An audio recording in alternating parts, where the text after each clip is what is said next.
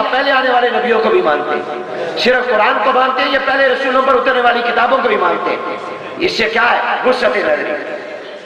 قرآن کریم میں کسی عورت کے نام پہ کوئی صورت نہیں، ایک عورت کے نام پر ہے، وہ کون ہے؟ ہمارا عشق اور عقل کیا کہتی تھی؟ قرآن میں صورت آتی عورتوں کے نام میں تو حضرت خدیجہ کی آتی، حضرت عائشہ رضی اللہ تعالیٰ عنہ کے نام پہ صورت آتی، حضرت فاطمہ رضی اللہ تعالیٰ عنہ، زینب، رقیہ، ام کلثوم کے نام پر آتی، لیکن نہیں، ایک عورت کے نام پر ہے۔ کون؟ وہ کن کی والدہ ہے؟ حضرت عیسیٰ علیہ السلام۔ ہمیں وسعت نظری سکھائی۔ ہم کافروں سے بھی کہا کرتے ہیں، ہمارے مسلمانوں میں جہاں بچوں کے نام محمد، احمد، ابو بکر، عمر، عثمان، علی، معاویہ، حسن، حسین، وہاں مسلمانوں میں نام ابراہیم، یوسف، یعقوب، زکریا، یحییٰ، آدم، نوح، موسیٰ، عیسیٰ، یہ نام بھی ہیں۔ یہ نام ہمارے نبی کے، یہ پہلے نبیوں کے۔ کیوں؟ ہم سب کا احترام، ہمارے اندر وسعت نظر ہے۔ عورتوں میں نام خدیجہ، فاطمہ، عائشہ، رقیہ، ام کلثوم، زینب، تو مسلمانوں کی عورتوں میں اور بچوں کے نام آسیہ بھی ہے، مریم بھی ہے، جو پہلی عورتوں کے نام ہے۔ وسعت نظری۔ نجران اس زمانے میں یہ یمن کا شہر تھا، اور آج کے جغرافیے میں نجران سعودی عرب کا شہر ہے۔ عیسائیوں کا وفد آتا ہے، حضور مسجد نبوی میں ٹھہراتے ہیں، عبادت کا وقت آتا ہے، فرمایا گھبراؤ نہیں، میری مسجد کے کونے میں اپنے مذہب کے مطابق عبادت کرو۔ یہودی کا جنازہ جا رہا ہے، حضور کھڑے ہو جاتے ہیں، یہ تو یہودی کا جنازہ ہے۔ فرمایا جنازہ ہے، یہودی کا کیوں نہ ہو، انسان تو ہے، انسان کا جنازہ ہے۔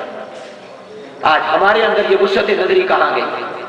یہ برکت کے لیے نہیں ہے باتیں، یہ عمل کرنے کے لیے۔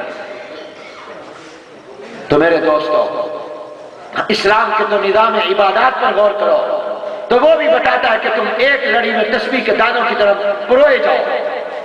نماز یہ نہیں کہا ہر ایک اپنے اپنے گھر میں پڑھ لے، نہیں فرمایا سارے نماز مسجد میں اکٹھے کندھے سے کندھا ملائیں۔ حکم ہے درمیان میں جگہ خالی نہ چھوڑے، ٹخنے سے ٹخنا، پاؤں سے پاؤں، کندھے سے کندھا ملائیں۔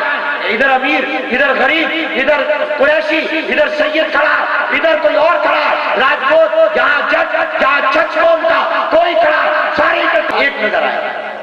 کوئی فرق نہیں امیر کا غریب کا، چھوٹے کا بڑے کا، عالم کا جاہل کا، کوئی فرق نہیں، بڑے خاندان چھوٹے خاندان کا۔ عبادات کا نظام۔ رمضان کے روزے یہ نہیں کہ ایک مہینے کے جب چاہو، فرمایا ساری دنیا کے مسلمان اکٹھے مل کر ایک مہینے میں روزہ رکھیں۔ حج گورا بھی ہے، کالا بھی ہے، وہاں پاکستانی، افغانی، بنگلہ دیشی، برمی، افریقی، امریکی، سب کو ایک جگہ، سب کے کپڑے اتروا دیے۔ بادشاہ بھی وہی لباس پہنے گا جو غلام اور نوکر پہنے گا،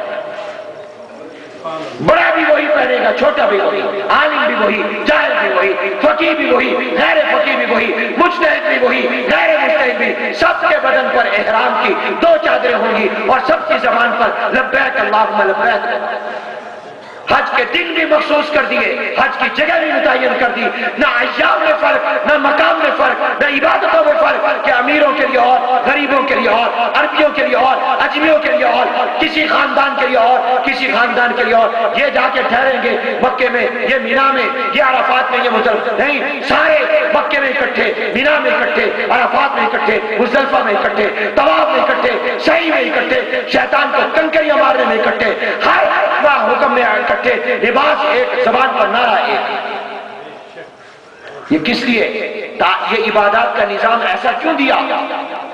تاکہ سارے فرق مٹے، فرق قائم ہو تو عقیدے کا اور عمل کا فرق۔ اسلام تو عبادات کے اندر بھی قومی امتیاز اور نسل پرستی کو برداشت نہیں کرتا، عبادتوں میں نہیں، کیے جائے کہ عادتوں میں ہو، وہ تو عبادتوں میں نہیں گوارا کرتا تو عادتوں میں کہاں کرے گا۔ وآخر دعوانا ان الحمدللہ۔ حضرت دعا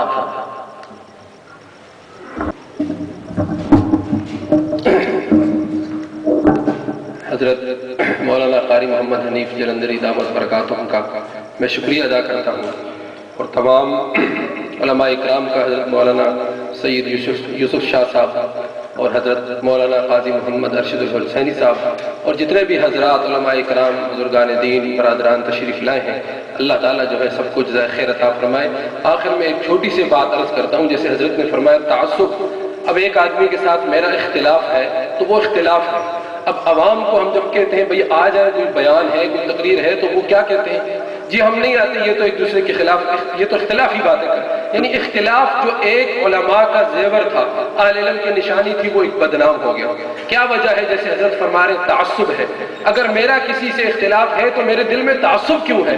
نفرت اس کے لیے کیوں ہے؟ میں کیوں نہیں چاہتا کہ وہ جو میرے پاس حق ہے وہ بھی اس کو حاصل ہو جائے؟ لیکن کیا ہوتا ہے، میری تقریر سے، میری تحریر سے، میرے عمل سے اگر وہ آدھا گمراہ ہے تو میری تقریر سن کر وہ پورا گمراہ ہو جاتا ہے۔ اسلام کی یہ تعلیم تو نہیں۔ اللہ تعالیٰ ہمیں حضرت کی جو باتیں آپ نے ارشاد فرمائی ہیں ان پر جو ہے عمل کی توفیق عطا فرمائے۔ اب میں دعا کے لیے دعوت دیتا ہوں حضرت مولانا سید یوسف شاہ صاحب کو۔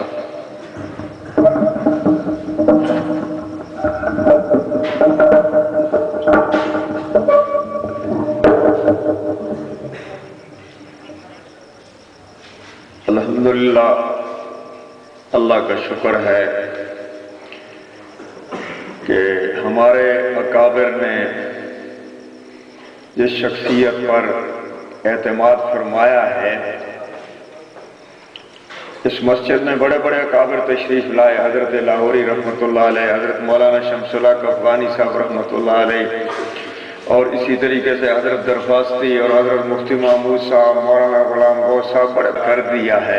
اللہ پاک دعا فرمائیں، جو کچھ انہوں نے بیان فرمایا ہے اللہ پاک و شفاعت نصیب فرمائے، اور ہمیں ایک قرآن اور ایک حدیث اور ایک دینی اسلام پر اکٹھا ہونے کی توفیق عطا فرمائے۔ تمام مسلمانوں کی حفاظت اللہ فرمائے، تمام امت مسلمہ کی ان سے دین کا کام لے لے۔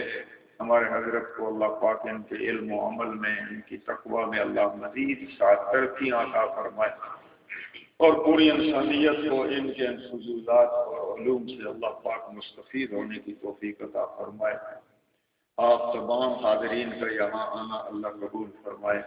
الحمدللہ بہت عجیب انداز سے بیان ہوا ہے، بس دعا فرمائیں کہ اللہ ہمیں اس پر عامل بنا دے۔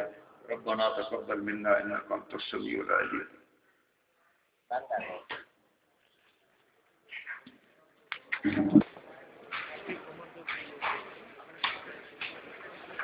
آپ کا کیا اندازہ ہے کہ اتار لیں اوپر